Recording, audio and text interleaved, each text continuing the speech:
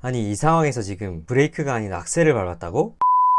최근 경주의 한 초등학교 인근 어린이 보호구역에서 초등학생이 탄 자전거를 SUV 승용차가 들이받는 사건이 발생했습니다. 참고로 피해자의 나이는 9살인데요. 자, 긴 말하지 않고 영상부터 보시죠. 어이구 토돌토돌토돌토돌. 이 영상은 자전거를 탄 초등학생 피해자의 누나가 인스타그램에 올린 것입니다. 이 피해자의 누나가 인스타그램에 올린 글을 한번 또 보시면요, IA를 피해자라고 하겠습니다. 그리고 IB가 신랑이가 있었다고 하네요. 그러다가 IA가 사과를 안 하고 자전거를 타고 그 자리를 떠나나 봅니다. 그러니까 IB의 엄마가 중앙선까지 침범을 하면서 차로 쫓아와 고의로 들이박았다고 하네요. 자, 이게 사실이라면 영화 테이큰 아닌가? 자, 신랑이는 사실 아이들끼리 아무 일도 아닌 일이라고 피해자의 누나는 주장을 합니다. 그리고 이 운전자가 운전한 거리는 한 200m 정도였다고 하고요. 그리고 사고 장소는 스쿨존이었고 사고 당시 브레이크 등도 들어오지 않았다고 합니다. 자, 운전자는 급브레이크는커녕 오히려 아이의 다리가 밟힐 때까지 악셀을 밟습니다. 자, 영상 보시면 아시겠지만 차가 덜컹덜컹 거립니다.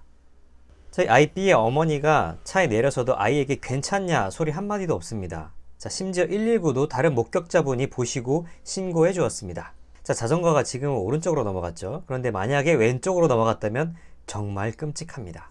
정말 소름 돋네요. 초등학교 2학년 아이 입에서 누나야, 나 이제 트라우마 생겨서 자전거 못 타겠어. 차도 트라우마 생겨서 못 타겠어. 자, 누나의 입장을 한번 들어보았고 이제 IB 엄마 입장을 한번 유추해 봅시다. 자, 아이의 엄마는 고의는 아니라고 부인하고 있다고 합니다. 자, 그러면 급하게 쫓아가다가 실수를 했다? 자, 그리고 IA와 IB가 단순하게 다툰 것이 아니라 지속적으로 IA가 B를 괴롭혔을 수도 있다? 뭐 이런 추측은 할 수가 있겠네요. 자, 영상을 다시 한번 보시면 여러분들 다 운전해 보신 분들은 다 아시겠지만 코너링을 할 때 속도를 줄이는 것이 기본입니다. 자, 이 영상에서는 차가 코너를 도는데 너무 빨라요. 자, 그리고 일단 실수로 부딪혔다고 한번 봅시다.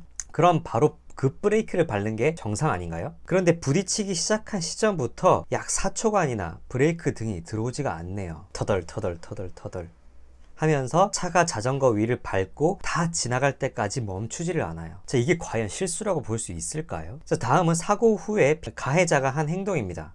자, 차에서 내려와서 피해자에게 가긴 가는데 자, 뒷모습밖에 안 보이기는 하지만 자, 얘야 괜찮아? 다친 데는 없니? 뭐 라면서 놀란 기색이 좀 있어야 하잖아요. 그런데 그런 기색이 좀 전혀 안 보이는 것 같아요. 자, 오히려 피해자한테 뭐라고 얘기를 하는 게 좀 보입니다. 또 다른 각도에서 찍은 CCTV를 한번 보시죠. 자, 역시나 빠르게 코너링을 해서 터덜 자전거 위를 밟고 지나갑니다. 자동차가요. 자, 이를 법적인 용어로는 역과라고 하는데요. 불도저가 밀어버리듯이 그렇게 밀어버리네요. 아휴, 이거 공포영화는 아닌 거죠? 사실 수사가 더 진행돼 봐야지 모든 상황들을 다 알 수가 있겠지만 이 사안에서는 IB 엄마에게 IA에 대한 상해의 고의가 없었다라고 보기는 조금 어렵지 않을까 싶습니다. 자, 그럼 무슨 죄가 성립을 할까요? 살인미수? 특수상해? 자, IB 엄마에게 IA를 살해하고자 하는 고의가 인정되는지가 쟁점이 될 것입니다. 자, 살인의 고의는 적극적으로 누군가를 죽이려고 하는 경우뿐만 아니라 이런 행동을 할 때 상대방이 죽을 수도 있겠다라는 점을 인식 또는 예견하였음에도 그 결과를 용인하는 정도의 고의, 이것을 법률적인 용어로는 미필적 고의라고 하는데요. 자, 이것도 포함이 됩니다. 자, IB 엄마에게는 IA를 적극적으로 치어서 살해하고자 하는 고의까지는 없었다고 하더라도 IA의 자전거를 치고 나서 자전거가 넘어졌음에도 불구하고 계속 악셀을 밟은 행위, 자, 그 행위로 인해서 IA가 차에 깔려 죽을 수도 있다는 것을 용인하였다고도 볼 여지도 있을 것 같습니다. 자, 미필적 고의가 인정될 경우에는 살인미수죄가 성립될 수도 있겠네요. 자, 범죄의 결과를 기수라고 하는데 그 결과에는 이르지 못했으니 미수라고 합니다.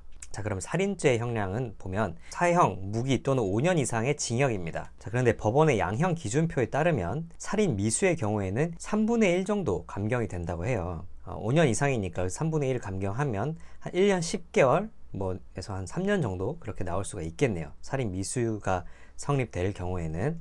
자, 그러면 특수상해죄가 성립되는지 여부에 보면 형법 제258조에 의해서는 위험한 물건을 휴대해서 상해를 가한 경우에는 1년 이상 10년 이하의 징역에 처한다고 규정하고 있습니다. 자동차는 위 규정에 위험한 물건에 해당을 합니다. 그래서 만약에 살인 미수죄가 성립되지 않는다면, 즉 살인의 고의까지는 성립되지가 않는다면 특수상해죄가 성립될 여지가 좀 높다고 그렇게 생각합니다. 자, 그럼 민식이법이 적용이 될까요? 자, 민식이법은 과실로, 그러니까 실수로 사고를 일으킨 경우에만 적용이 됩니다. 고의로 사고를 일으킨 경우에는 위에서 설명드린 살인 미수, 살인의 고의가 있었다면 살인 미수, 상해의 고의가 있었다면 특수상해죄가 성립됩니다. 자, 만약에 IP 엄마에게 살인이든 상해든 고의가 인정되지 않아야지만 이 민식이법이 적용이 되는 것입니다. 형량은 민식이법이 적용될 때 1년 이상 15년 이하의 징역 또는 500만 원 이상 3천만 원 이하의 벌금, 이것에 해당되는데요. 민식이법에는 징역형뿐만 아니라 벌금형을 선고할 수 있는 가능성도 있는 거죠. 자, 그런데 살인 미수나 특수상해에는 이런 벌금형의 옵션 자체가 아예 없습니다. 무조건 징역이에요. 따라서 IP 엄마 입장에서는 이 사건에서 민식이법이 적용되기를 바라고 있을 것 같습니다. 자, 근데 CCTV를 본 제 개인적인 생각으로는 민식이법보다는 살인 미수나 특수상해, 이게 성립될 여지가 조금 더 높아 보입니다. 자, 앞으로 사건 내용이 더 업데이트되면 새로운 영상을 올려드리도록 하겠습니다. 영상 끝까지 봐주셔서 감사합니다.